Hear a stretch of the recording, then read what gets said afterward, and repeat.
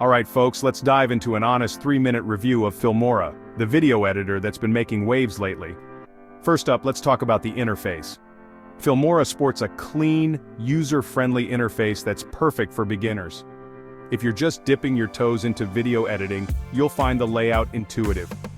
Icons are easy to understand, and everything's pretty much where you'd expect it to be. But hey, even for seasoned editors, the simplicity can be a breath of fresh air.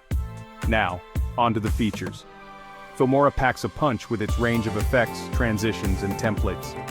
You've got your basic cuts and trims, but it also offers advanced options like green screen, split screen, and motion tracking.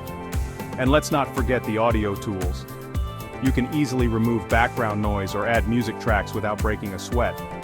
However, some of the more advanced features might feel a bit limited compared to high-end software like Premiere Pro. Performance-wise, Filmora holds up pretty well. It's not the fastest editor out there, but it's stable and gets the job done efficiently. Rendering times are reasonable, and it handles 4K footage without too much lag, though that might vary depending on your system specs. Cost is another big factor.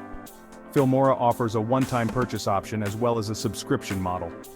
The one-time fee is a steal compared to the subscription costs of other editors. Plus, you get free updates, which is always a nice touch. But let's not ignore the downsides.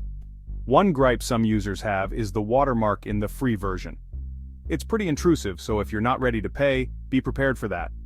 Also, while the customer support is decent, it's not the quickest. So, who is Filmora for?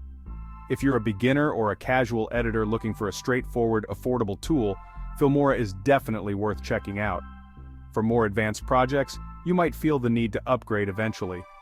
In summary, Filmora is a solid choice, balancing ease of use with a good range of features at a reasonable price.